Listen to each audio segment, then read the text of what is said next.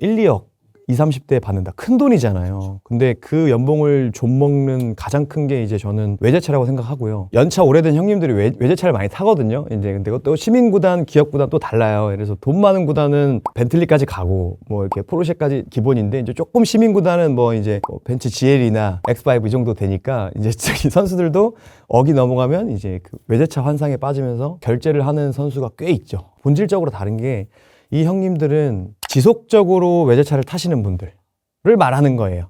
어느 한 2, 3년 타고 다운그레이드 해가지고 타는 게 아니라 지속적으로 타시는 분들은 대부분 건물에서 나오는 고정 수익으로 할부해가지고 이제 사거든요. 그러면은 이 형님들은 나이가 드니까 연봉 줄어들 거 아니에요. 줄어드는 거랑 지금 타고 다니는 차랑 상관없어요. 왜냐하면 자산에서 나오는 걸로 산 거니까. 부상 당해도 이 차 그대로 유지돼요. 상관없어요. 근데 3년차 이 선수는 내년에 부상 안 당할지 어떻게 알아.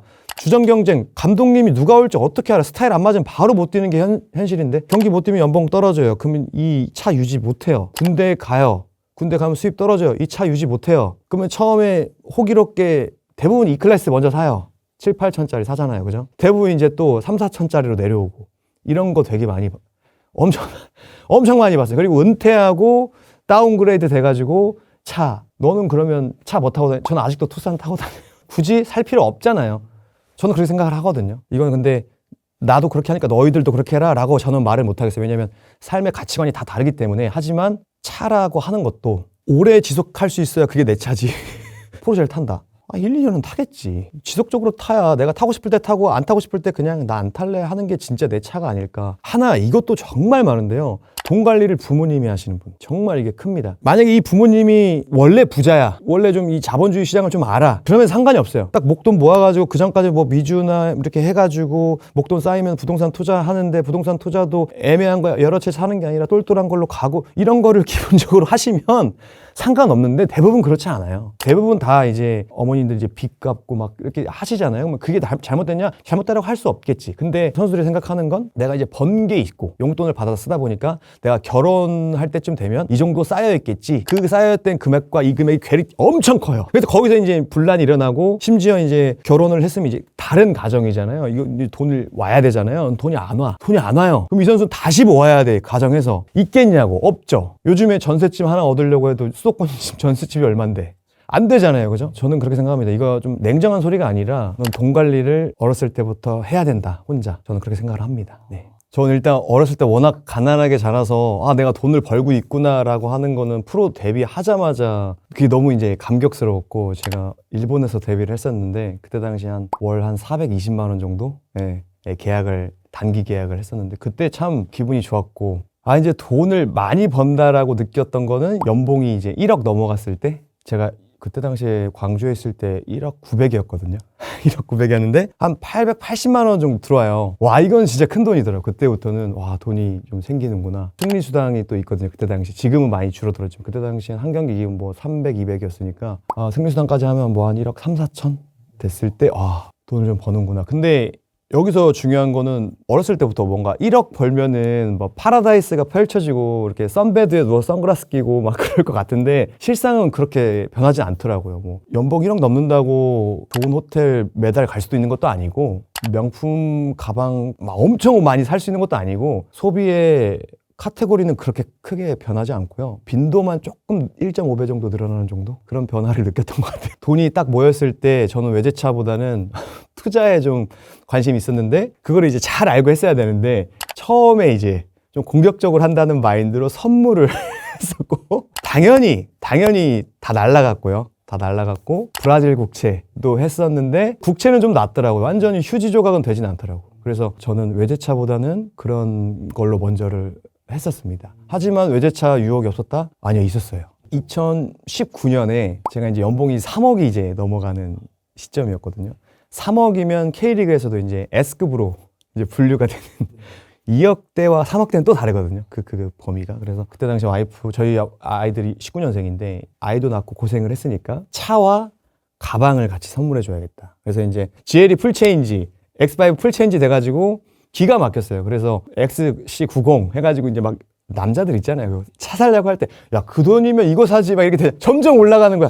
벤치 클래스였는데 처음에. 그래서 그렇게 올라가다 보니까 S350까지 올라가더라고요. 그래서 S350 그때 당시 프로모션 해가지고 1억 3,500인가? 그건 이제 현금으로 살 수 있으니까. 그래서 이제 그 차에다가 에르메스 벌킨을 넣어서 줘야겠다 했죠. 그래서 벌킨은 이미 샀어. 허락을 안 받고. 근데 이거 1억 3천은 와이프 허락을 받아야겠더라고요. 그래서 이제 와이프한테 물어봤죠. 여보 이렇게 하니까. 왜냐면 그때 당시에 저는 10년 차 넘었으니까 드디어 나도 외제차를 한번 사보자. 제가 투싼 탔거든요. 그때 당시. 그 와이프가 안 된대. 왜? 저희 집이 없었거든요. 집이 없는데 차 사는 건 좀 아니래. 그래서 그때 벌키는 주고 S는 냅두고 그때 부동산 공부를 열심히 해서 1년 뒤에 수도권 분양권을 하나 샀고, 그때 이제 한창 막 올라갈 때잖아요. 그 분양권이 이제 잘 돼서 처음으로 제가 투자에 성공했던, 그래서 어떤 채권과 그런 선물로 날렸던 걸 이제 복구할 수 있는 그런 계기여서 부동산을 하게 됐었던 것 같습니다. 중요한 건 한 번에 되는 게 있다고 믿으면 그때부터 괴로움이 시작돼요. 보세요. 우리가 성과를 내려면 계속 실패를 하고 도전을 해야 돼요. 노력을 해야 돼요. 근데 한 번에 되는 게 있다고 믿어버리면 내 실패에 대해서 엄청나게 많은 의미를 부여하게 돼요. 그러면 자기 비난, 자기 혐오로 이어지고 노력하는 자체가 떨어져요. 힘 자체가. 왜냐면 그 노력하는 힘 자체를 관장하는 혈액이 안 가거든, 전전두피질 쪽에. 그렇기 때문에 한 번에 되는 게 없다라는 걸 진심으로 느껴야 저는 성장이 올 수 있다고 생각을 합니다. 그리고 그 노력을 지속할 수 있다고 생각합니다. 제가 13년 동안 프로에 있으면서 느낀 거는 딱 하나예요. 그거 딱 하나. 네. 제가 가장이잖아요. 가장이 멍청하면 가족이 다 고생한다. 그거를 제가 그때 뼈저리게 느꼈고, 왜냐면 고2 때까지 제가 아예 의무교육을 안 받아가지고 저희는 진짜 축구만 하거든요. 이러다 안 되겠다 싶어서 고2 때부터 책을 정말 많이 읽었고, 그러다가 이제 19년도에 부자 아빠 가난한 아빠를 읽었어요. 현금 흐름이 어찌네 저찌네 막 하는 거, 자산 소득이 어쩌고 저쩌고 해가지고 분양권을 샀는데 그래도 돈이 남아서 감자탕 사업을 시작하게 됐어요. 2020년에 축구 선수, 프로 선수를 하면서. 근데 사실은 어떻게 그게 시작됐냐, 오토가 되는 줄 알았어요. 왜냐면 돈이 많아지면 특히 공무원분들, 퇴직금 받은 공무원분들, 축구 선수들 주변에는 그 돈 냄새에 기가 막히게 맞는 분들이 있거든요. 그분들이 찾아와서 심리를 기가 막히게 건드려요. 이거 투자하면 이거 들어온다. 이거에 현혹이 많이 되거든요. 왜냐하면 축구 선수는 제가 그때 당시에 32살이었고 애도 태어나다 보니까 선배들 보면은 은퇴하고 나면 수입이 확 줄거든요. 정말 막 한 달에 막 2천, 3천 벌다가 은퇴하면 바로 이제 많이 받아야, 진짜 많이 받아야 3, 400이거든요. 코치 들어가면.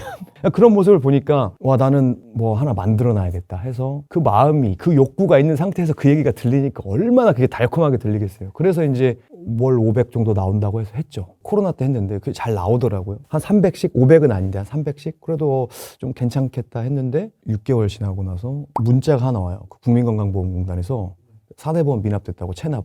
이게 어떻게 된 거지? 나는 자동이체 해놨는데 알고 보니까 그 대행 운영해 주셨다고 했던 분들이 저한테 보내주던 정산표는 다 그냥 가라로.